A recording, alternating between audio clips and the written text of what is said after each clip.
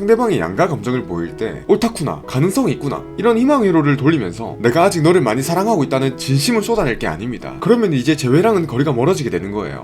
오늘은 전 남자친구가 먼저 헤어지자고 말했지만 다시 돌아올 확률이 높은 경우를 말씀드릴게요. 오늘 영상을 끝까지 보신다면 멘탈을 케어하는데도 도움이 되실 거고, 또 불필요한 행동으로 오히려 재회랑 멀어지는 실수를 예방할 수 있는 방법을 알아가실 거예요. 재회 가능성이 높은 첫 번째 경우입니다. 상대방이 양가 감정을 보이면서 헤어진 경우. 양가 감정이란 어떤 대상에게 정반대의 감정이 공존하는 걸 말해요. 미운 감정과 좋은 감정은 정반대의 감정이잖아요. 근데 누군가 보면서 밉기도 하고 좋기도 한다면 그건 양가 감정이 있다고 볼 수 있어요. 상대방의 나에게 헤어지자고 말하면서 눈물을 보이거나 쉽게 발을 떼지 못하는 것, 이런 것들을 양가 감정이라고 볼 수 있는 거죠. 근데 양가 감정이라는 거는 상대방을 좋아하는 마음이 남아있을 때 보일 수 있는 거예요. 사귄 기간이 어느 정도 있기 때문에 당연하게 있는 정이나 애착 같은 게 아니라 말 그대로 좋아하는 마음이 남아있어서 이성과 감성이 싸우고 있는 상태인 거예요. 머리로는 헤어져야 되는 걸 알아요. 근데 내 감정이 아직 많이 남아있기 때문에 떨쳐내는 게 쉽지가 않은 상황인 거죠. 물론 상대방이 나 지금 양가 감정이 들어 뭐 이런 말을 하진 않겠죠. 그래서 상대방의 말이나 행동을 보고 우리가 유추할 수 있어야 돼요. 제일 확실한 건 헤어지자고 말하면서 정작 본인이 더 힘들어하는 것처럼 보일 때예요. 지가 헤어지자고 말하면서 눈물을 흘리거나 힘들어하면서 좋은 친구로 지내자, 편한 오빠 동생 사이로 지내자, 이런 말을 하는 것도 양가 감정 일종이라고 볼 수 있는 거죠. 이런 양가 감정을 당해보면 정말 힘들어요.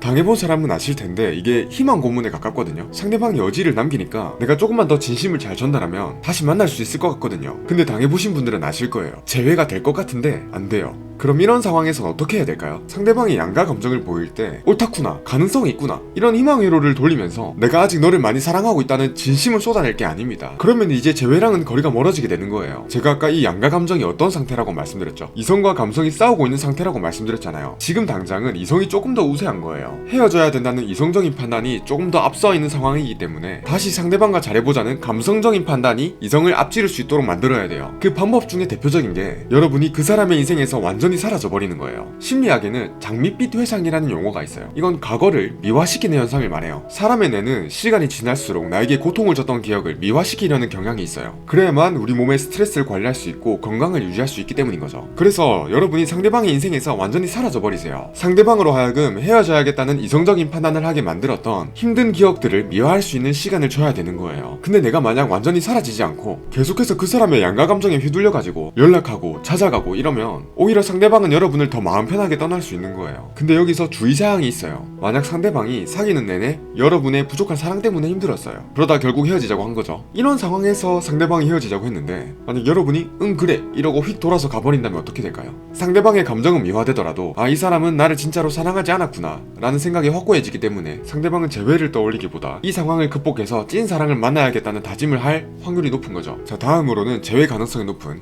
두 번째 경우입니다. 헤어질 때 상대방이 욕을 하거나 화를 내거나 싸우면서 헤어진 경우, 더 이상 상대방에게 감정이 남아있지 않다면, 혹은 한쪽이라도 상대방에게 느껴지는 프레임이 낮다면 욕을 하지도 화를 내지도 싸우려 들지도 않아요. 우리가 한때 친했던 친구와 손절을 어떻게 하죠? 불같이 싸우면서 우리 이제 절교야 이렇게 말하나요? 아니죠. 가타부타 말할 것도 없이 서로 서서히 멀어지잖아요. 연인관계도 똑같은 거예요. 제 친구 중에 바람을 자주 피던 여자를 사귄 친구가 있어요. 쌍욕을 하고 막 뒤지고 볶고 싸우면서도 끝끝내 헤어지진 않더라고요. 그러다가 결국엔 그 여자애랑 헤어졌는데 헤어질 때 바람 핀 거보다는 더 사소한 걸로 헤어졌어요. 그때 제 친구는 더 이상 저한테 하소연을 하지도 않고 그 친구를 욕하지도 않고 전화로 싸우지도 않더라고요. 오히려 마음이 호수처럼 잔잔해지는 거예요. 근데 이 호수가 완전히 냉탕인 거죠. 미련 없이 완전 끝. 그렇게 헤어진 제 친구도 있어요. 이런 케이스는 비단 제 친구만의 이야기는 아닐 거예요. 그래서 만약 상대방과 대판 싸우고 헤어지는 경우에는 그냥 가만히 있기만 해도 상대방한테 다시 연락 올 확률이 높아요. 다만 누가 봐도 여러분의 과실이 큰 경우에는 연락 오는 걸 마냥 기다리기보다 시간을 두고 지켜보다가 먼저 연락을 해보는 것도 좋습니다. 다음으로 재회 가능성이 높은 세 번째 경우입니다. 상대방이 여러분의 전화나 카톡을 차단할 거라고 선포하는 경우. 조금 의아하실 수도 있어요. 상대방이 나를 차단한다는 건 완전히 잊겠다는 거 아닌가요? 보통 이별을 구하는 사람은 상대 연인이 스토커처럼 달라붙지 않는 이상 칼같이 차단하는 경우는 드물어요. 근데 이별을 구하는 사람이 이별을 말하면서 이제 너를 차단할 거니까 연락하지 말라 라던가 헤어지고 바로 칼같이 차단하는 경우는 뭘까요? 그건 그 상대방이 헤어진 연인을 더 이상 보기가 힘들다는 거예요. 비록 내가 헤어지자는 말을 했지만 아직 상대방을 좋아하는 마음이 크기 때문에 상대방의 카톡이나 연락처 이런 것들이 내 눈에 보이면 힘들 걸 알기 때문에 바로 차단을 해버리는 거예요. 보통 이런 남자들은 평소에 자제력이 높은 경우가 많아요. 그래서 헤어질 때도 머리로는 자꾸 헤어져라는 명령을 내리지만 내 마음은 힘들고 아직 상대방과 함께하고 싶다는 걸 알기 때문에 그냥 눈에 보이지 않게 치워버리는 거죠. 만약에 여러분이 바디 프로필을 찍으려고 지독한 다이어트를 하고 하고 있다고 가정해볼게요. 한창 다이어트를 하고 있는데 친구들이 집에 놀러와가지고 막 족발, 치킨, 피자 이런 것들을 시켜서 먹는 거예요. 근데 지금 나는 10시간째 공복이라서 배에서 천둥 소리가 나고 있는 상황이에요. 먹은 거는 풀떼기밖에 없는 거예요. 이때 여러분은 두 가지 선택을 할 수 있어요. 첫째,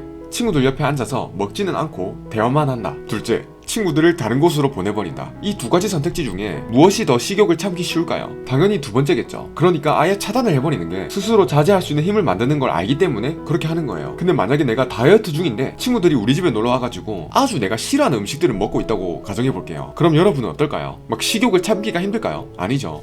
아무렇지 않겠죠. 친구들 옆에 앉아서 마음 편하게 대화하고 놀겠죠. 연인이랑 이별할 때도 마찬가지인 거예요. 내가 너무 견디기 힘들 것 같다는 생각이 들수록 차단을 해버리는 선택을 하는 경우가 많아요. 특히나 내가 헤어지자고 한 경우에는 번복하는 게 훨씬 어렵기 때문에 자제력을 더 발휘하기 위해서 카톡이나 전화를 차단해버리는 경우가 많다는 거죠. 그럼 이럴 때는 어떻게 해야 될까요? 마찬가지로 가만히 있으면 연락이 오는 경우가 많습니다. 그렇기 때문에 하지 말아야 될 걸 아는 게 더 중요해요. 헤어진 상대방한테 차단당했을 때 제가 제일 말리고 싶은 행동이 뭐냐면 다른 번호로 연락을 하는 거예요. 상대방의 입장에서 생각해 보세요. 첫 번째로는 내가 차단까지 했는데 다른 번호로 연락하는 그런 집착을 보인다면 여러분의 프레임이 엄청 깎여요. 만약 프레임이 뭔지 모르시는 분이라면 제 이전 영상을 한번 참고해보세요. 지금 제가 위에 띄워드릴게요. 여긴가? 내가 이렇게 차단까지 했는데 얘는 어떤 수를 써서라도 나한테 매달리려고 하는구나, 이런 생각이 들고 여러분의 가치가 평가절하되는 거예요. 그럼 오히려 상대방은 여러분을 더 편하게 잊을 수 있는 동기를 갖게 되는 거죠. 두 번째로는 내가 차단을 하겠다고 연락을 하지 말아달라고 그런 부탁을 한 거예요. 근데도 다른 번호로 연락이 와. 그럼 어떤 생각이 들까요? 아, 얘는 이별한 순간까지도 나를 존중하지 않는구나.